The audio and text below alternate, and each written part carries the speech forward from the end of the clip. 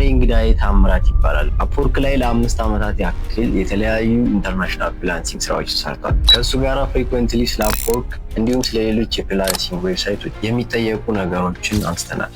በፍሪላንሲንግ ስራ መግፋት የምትፈልጉ እንዲሁም በፍሪላንሲንግ ስራ ወደፊት መቀጠል የምትፈልጉ ሰዎች ይህን ቪዲዮ እስከ መጨረሻው ማየታችሁ እንዳትረሱ። የአፕወርክ ኮርስ መውሰድ የምትፈልጉ ልጆች አትሊስት ቢያንስ የአንድ ሰው የአፕወርክ ጊቫዌይ ይኖራል። ቪዲዮ እስከ መጨረሻ ካያችሁ መጠቀም ትችላላችሁ። በቀጥታ ወደ ቪዲዮ ኢንጆይ።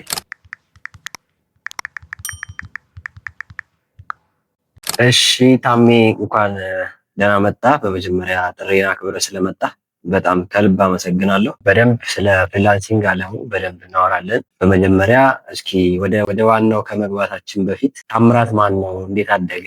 እንዴት ወደ ፍሪላንሲንግ አለሙ ገባ የሚለውን ነገር ለተመልካቾች ሼር እናድርግ። ያው እኔ እንግዲህ ከመነሻው ሲጀምር ትውልድ እድገቴ እንደ ማንኛውም ኢትዮጵያዊ ከገጠር ነው። ከገጠር ተነስቼ ነው ትምህርት ሁለተኛ ደረጃ ስማር ነው ወደ ከተማ የወጣሁት። የከተማ ኑሮ የለመድኩት ቤት ተከራይቼ ምናምን ነው። ከዛ ጊዜ ጀምሮ እንደ ማንኛውም ሰው አንድ ክፍል ቤት ተከራይቼ ከዛ ኑሮ ሲቀጥል ኖርማሊ ያው ከከተማ ሰው ጋር በአማርኛ ደረጃ በቋንቋ ደረጃም ቢሆን ብዙም የመግባባት እድሉ ጠባብ ነበር። ከዛ ተነስቼ ኦልሬዲ ወደ ዩኒቨርሲቲ ሲገባ ነው አማርኛ እንኳን ድል አግኝቼ በደንብ ለማውራት የሞከርኩት ማለት ነው። ከዛ ተነስቼ ዩኒቨርሲቲ 5 ዓመት መካኒካል ኢንጂነሪንግ ተምሬያለሁ። ከዛ ስወጣ ያው እንደ ማንኛውም ሰው ስራ ፍለጋ ምናምን ነበር የወጣሁት። በእርግጥ ያው ተቀጥሬ ከመስራት ይልቅ ራሴ ፕላን አድርጌ ነው የተነሳሁት። ከዛ ተነስቼ በቀን 50 ብር ተቀጥሬ የብየዳ ስራ የሰራሁበት ጊዜ ነበር። በዛ መሃል ኦልሞስት ሙያ ለመማር ሲባል ያው ብዙ መስዋዕት ከፍያለሁ። ከዛ ብየዳውን ስራዬ አድርጌ መስራት ጀመርኩ ማለት ነው። እና 3 ዓመት ሙሉ ብየዳ ስራ እየሰራው ማስተርስንም እየተማርኩ ነበር የቆየሁት። ልክ አጋጣሚ ኮቪድ ሲመጣ ነው ወደ ኦንላይን ስራ የመጣሁት፣ ወደ ፍሪላንሲንግ አለም የመጣሁት። ሁሉ ነገር ሲዘጋጋ ያው ኮምፒውተር ላይ የተወሰነ ነገር ለመሞከር እጥር ነበር። ግን ያው ኮቪድ ሲመጣ ፉሊ ያንን ሙከራ ላይ የነበረውን ነገር ለምን አልቀጥልም ብዬ ወደ ኦንላይን ስራ ገባው። ከዛ በኋላ ኦንላይን ስራ ተመችቶኝ በዛው ቀረው ማለት ነው። እና ይሄን ይመስላል ባጭሩ። በጣም ደስ ይላል።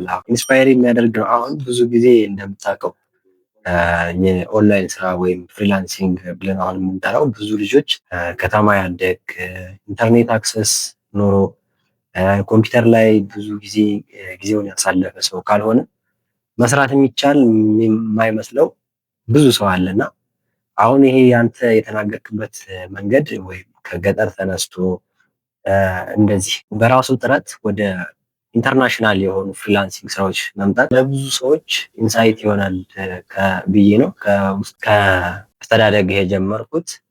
እንግዲህ በዋናነት አሁን ዛሬ በደንብ የምናወራው ስለ ፍሪላንሲንግ አለም እንዴት መስራት ይቻላል፣ ምን ሪኳየርመንቶች ይጠይቃል፣ ፍሪላንሲንግ ላይ የሚያስፈልጉ ነገሮችን ለጀማሪዎች የሚሆኑ ጥያቄዎችን ጠይቃለሁ።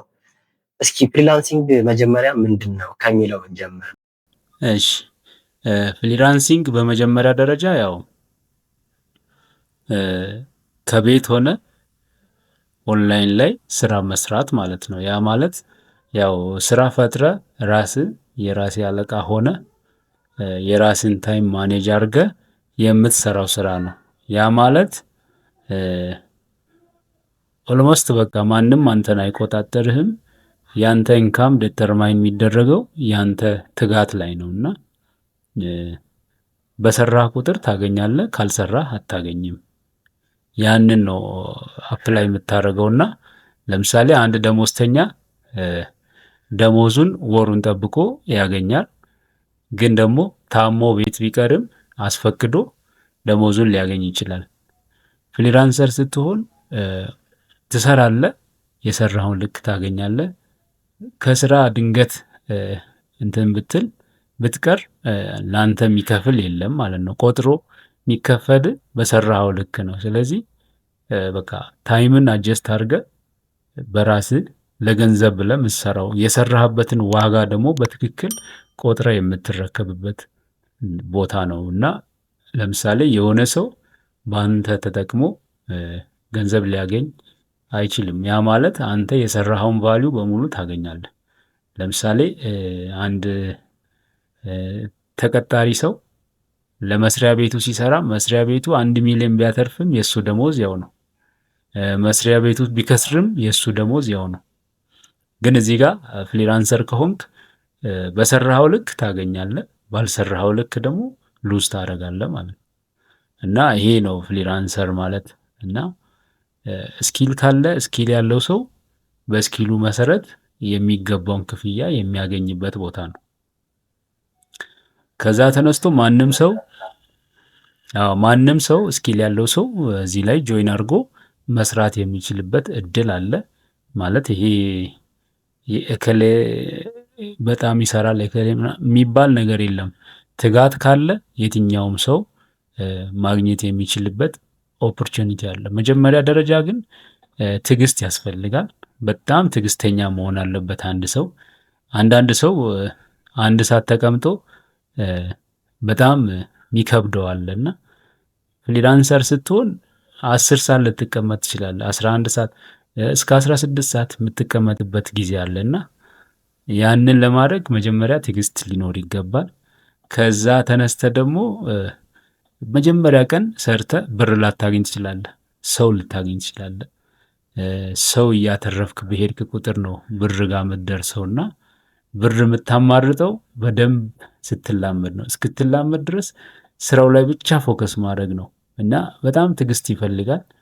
ኦልሞስት አንድ ሰው 2 ወር 3 ወር የሚፈለገውን ብር ሳያገኝ ዝም ብሎ ሊሰራ ይችላል ፍሪላንሰር ከሆነ።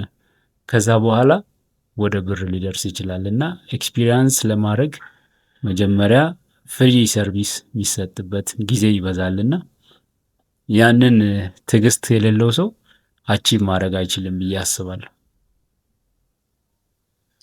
መልካም። አሁን ብዙ ሰው 1 ወር 2 ወር ይቆይና ኧረ በእናትህ ምንም ስራ የለም ምንም አፕወርክ ለኔ አይሆንም ምናምን ብሎ የሚወጣ ሰው አለና አንተ ከ5 ዓመት በላይ አፕወርክ ላይ ሰርተሃል እና ምን ያክል ጊዜ ወስዶብሃል? እስኪ መጀመሪያ ስራ ለማግኘት ምን ያክል ጊዜ ወስዶብሃል? ታውቀዋለህ? የዛን ቀን ያገኘበት ሞመንቱ ታስታውሳለህ?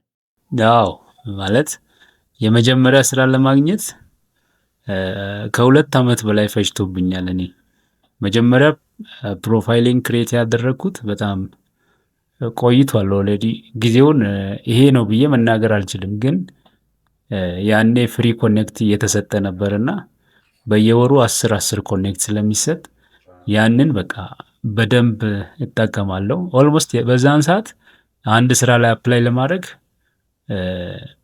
2 4 ወይም ማክሲማም ከሄደ 6 ኮኔክት ነው የሚጠይቀው ለአንድ ስራ። በጣም ከፍተኛ ለሆነ ስራ ነው እንደዛ የሚጠይቀው እና 2 ኮኔክት ራሱ አፕላይ ያስደርጋል። ኢንትሪ ሌቨል ላይ ያሉ ስራዎችን በ2 ኮኔክት አፕላይ ማድረግበት ጊዜ አለና ኦልሞስት በየወሩ ኮኔክቷን ዌስት አደርጋለሁ፣ እጠብቃለሁ እያረኩ ከዛ እኔም ተስፋ ቆርጣለሁ። በ2 ወር ምናምን ተመልሼ የሚገባበት ጊዜ አለ።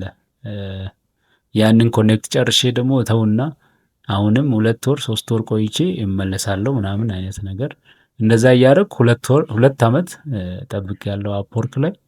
ግን የመጀመሪያ ስራ ያገኘሁት ኢንቫይት ተደርጌ ነው ከ2 ዓመት በኋላ እና ያኔ እንግዲህ ስለ አፕወርክ በአማርኛ ኮንቴክስት የሚያወራ ሰው የለም። ኢንተርኔትም በጣም አስቸጋሪ ነበር። ዳታ ምናምን የሚባል ነገር የለም። ካርድ ሞልተ ነው የምትጠቀመው። ዋይፋይ ለማስገባት 1 ዓመት አመልክቼ በ1 ዓመት ውስጥ ነው የገባልኝ ቴሌ ራሱ ያስገባውና በሰዓቱ በጣም ቻሌንጅ ነው እና ዩቲዩብ ላይ ቪዲዮ ቢኖር ራሱ በካርድ ስለሆነ በጣም ስለሚቆጥር ዳታ በጣም ይቆጥራል። አታየውም በቃ። እና ዋይፋይ ያለበት ቦታ ሆቴል ምናምን ሄደ ድንገት አንድ ቪዲዮ አይተ ትመለሳለህ እንጂ እንዲህ ቤት ውስጥ ቁጭ ብለ ዩቲዩብ እንደፈለግ ቲዩቶሪያል አይተ ምናምን አይደለም የምታየውና አስቸጋሪ ነበር። ብዙ ቻሌንጆች ነበሩ። ቻሌንጆቹን ቆጥሬ አልጨርስም። በነገራችን ላይ ይሄ ቻሌንጅ ብቻ የገጠመኝ ቻሌንጅ ብቻ ባወራ ከሁለት ቪዲዮ በላይ ነው የሚወጣው በሰዓቱ። አይ ቲንክ በጣም ከባድ ነው። አሁን ያኔ ክላይንት ጋር እንዴት እንደምታወራ ዙም ሚቲንግ ሊል ይችላል፣ እሱ አለ።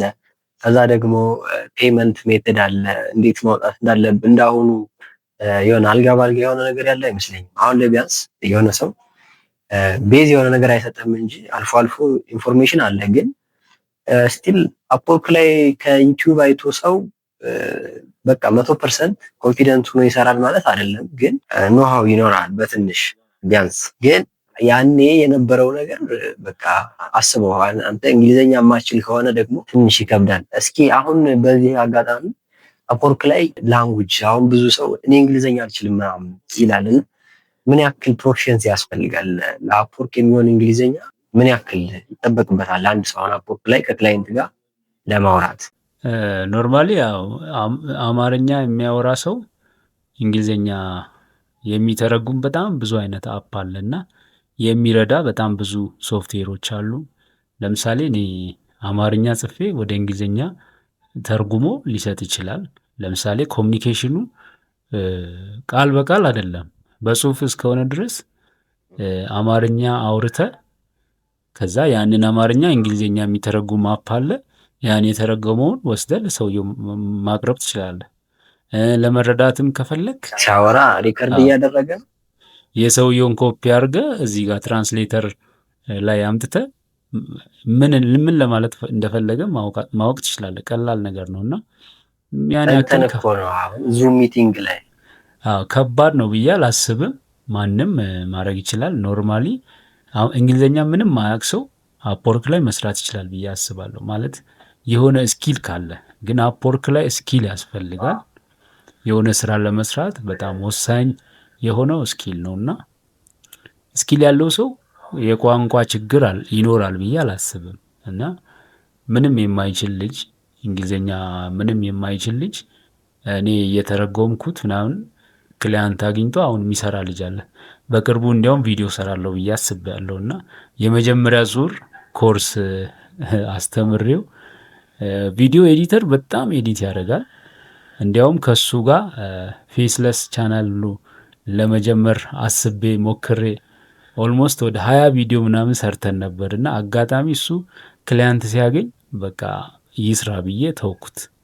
እና እንደዚህ አይነት ነገር አለ። እና ልጁ አሁን በጣም ወጥሮ እየሰራ ነው ከክሊያንት ጋር። 2 ክሊያንት አገኘ። 2 ክሊያንትም ቋሚ ፌስለስ ቻናል አላቸው። እያወራ እየሰራ ነው። እና የሆነ ነገር ቻሌንጅ ምናምን ሲገጥመው ያዋራኛል። እንዲህ በለው ላለው በቃ ይሰራል፣ ምንም ሳይቸግረው ማለት ነው። እና ምን ለማለት ፈልጌ ነው፣ ይሄ ብዙም ከባድ አይደለም፣ ብዙም የተወሳሰበ ነገር አይደለም። ልጁ ተምሮ ወይም ኮሌጅ ምናምን ዲግሪ ኖሮት ምናምን አይደለም። በቃ በኤክስፒሪየንስ መካኒክ ነው፣ ሎካል መካኒክ ነው። ምንም እንግሊዘኛ አይችልም። ግን በቃ እንዲያርግ ይሄን አፕ ተጠቀም ምናምን ብየዋለሁ። ኮርሱን ሲወስድ መጠቀም ያለበትን ነገር ተናግሬው አሁን በስነ ስርዓት እየሰራ ነው። እና እንግሊዘኛ ወሳኝ ነው። ቢችል ይመረጣል፣ ካልቻለ ግን ደግሞ አይገደድም። አይ ቲንክ ኢትዮጵያ ብለው አካውንት ፕሮፋይላችንን ሲያዩ ኢትዮጵያ ካለ እነሱም ያን ያክል ኤክስፔክት አያደርጉም ብዬ አስባለሁ። ሌላው እንግዲህ ስለ አፕወርክ ላይ በጣም የተለያዩ ስራዎች አሉና በጣም ዲማንዴብል የሆኑ ጀማሪዎች ሊሰሯቸው የሚችሉ ስራዎች ብለህ ሪከመንድ የምታደርጋቸው ስራዎች ካሉ እስኪ በዚህ አጋጣሚ ብትጠቁመኝ። ኖርማሊ ያው አፕወርክ እንደነገርኩ ያው በድንገት የሚሰራ ስራ የለም፣ ስኪል ይፈልጋል። የትኛውም ስራ ለመስራት የሆነ ክህሎት ይፈልጋል። እና ያንን ክህሎት መጀመሪያ ማግኘት አለበት አንድ ሰው ብዬ አስባለሁ። ለምሳሌ አንተ ቪዲዮ ኤዲተር ከሆንክ ቪዲዮ ኤዲተር ስራዎች እንዴት እንደሚሰሩ አሁን ከዘመኑ ጋር መፎካከር የምትችልበት ስኪል ሊኖር ግድ ነው። ከዛ ውጪ በፊት የተለያዩ ስራዎች አሉ። እነሱ ለምሳሌ ትራንስሌሽን፣ ዳታ ኢንትሪ፣ ፋይል ኮንቨርሽን ለምሳሌ ወርድ የነበረውን ፒዲኤፍ የነበረውን ወርድ የመቀየር ስራዎች ነበሩና አሁንም አሉ። ግን ብዙ ጊዜ አሁን ኤአይዎቹ በጣም በብዛት ይህንን ስራ እየተሻማ ነው እና ኤአይ እየወሰደ ስለሆነ ይሄ ነው ለማለት ይከብዳል። አሁን ከኤአይ ጋር ኮምፒት አድርጎ አንድ ሰው ስራን ይሰራል ማለት ከባድ ነው።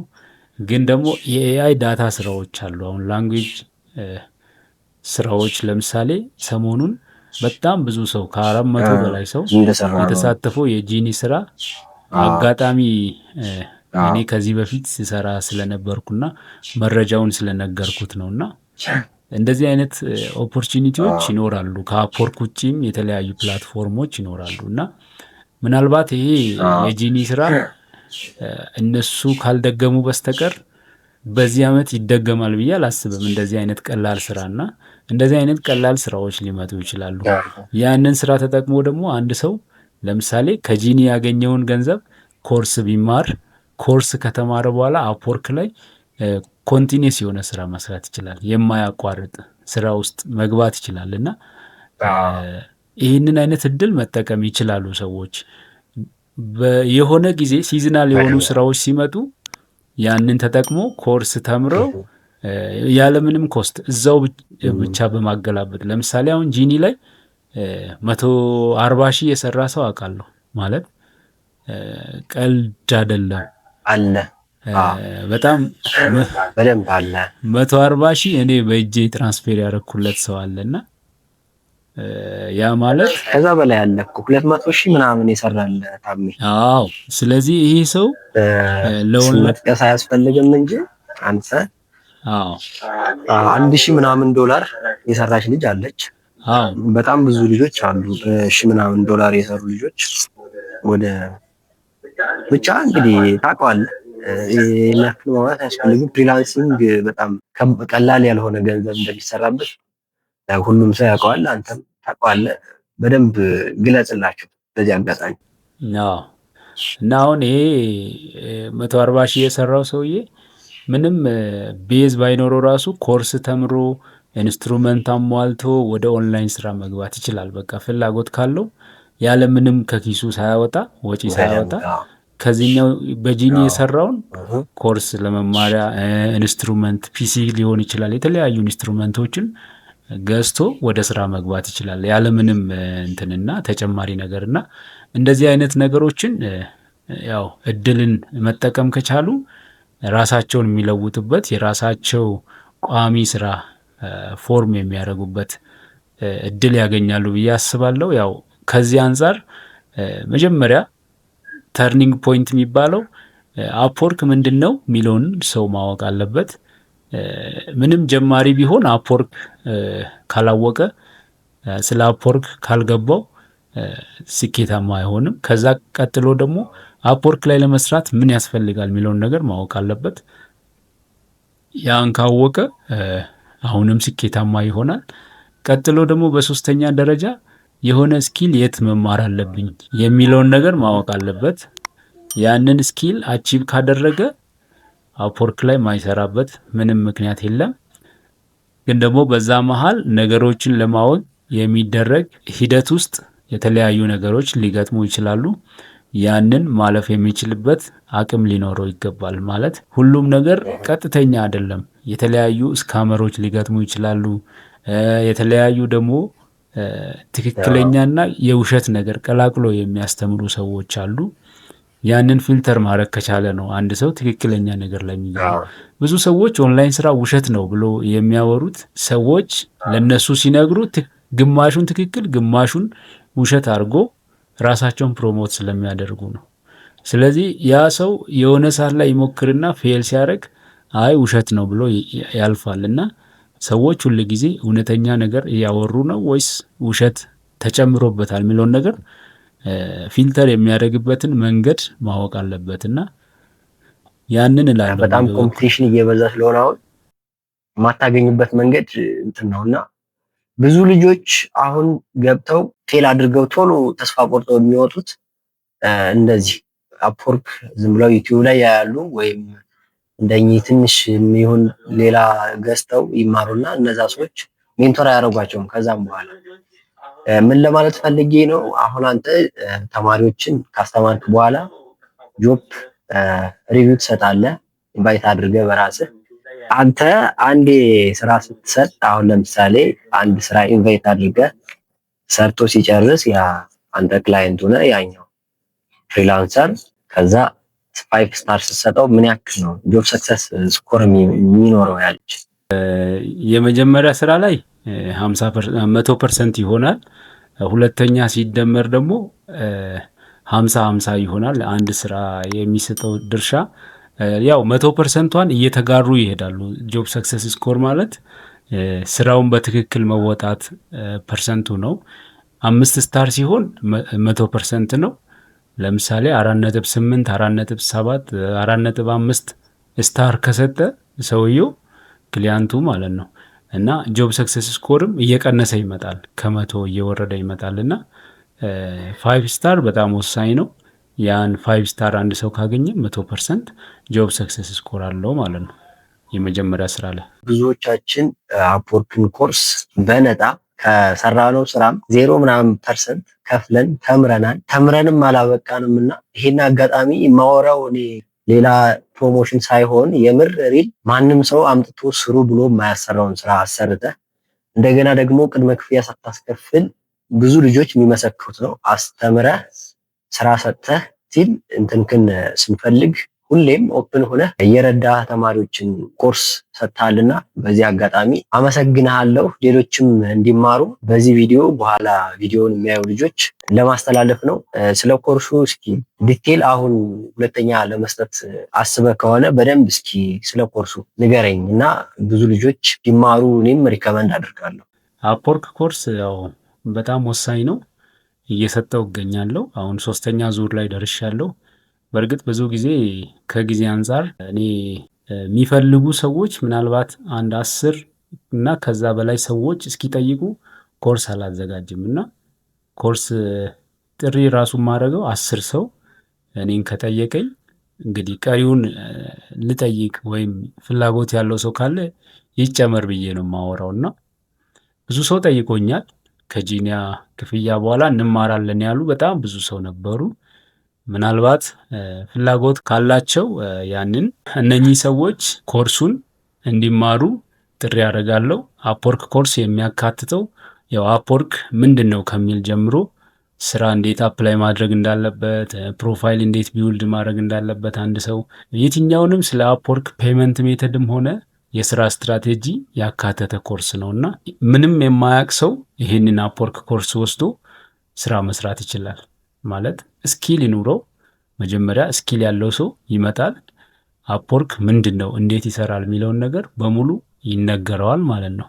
ስለዚህ ስኪሉን ተጠቅሞ ስራ ለመስራት ምንም የሚያስችለው ነገር የሚያቅተው ነገር የለውም።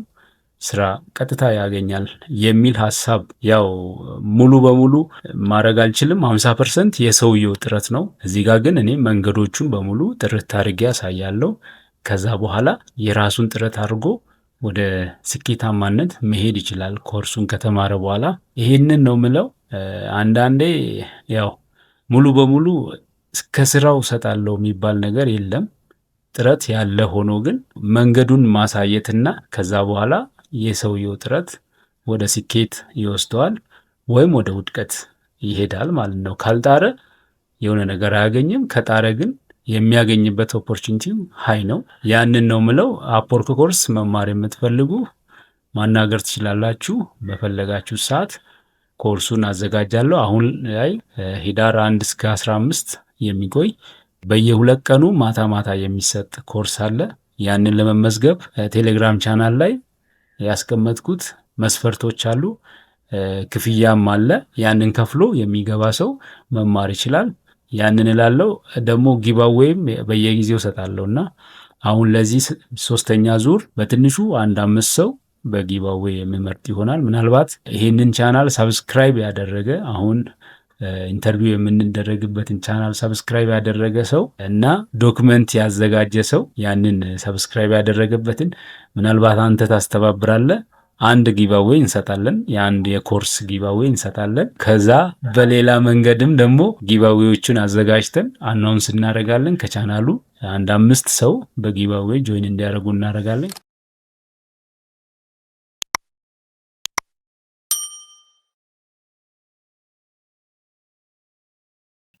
ቪዲዮ እንዳያችሁት ነው። አይሆፕ እንደተጠቀማችሁበት።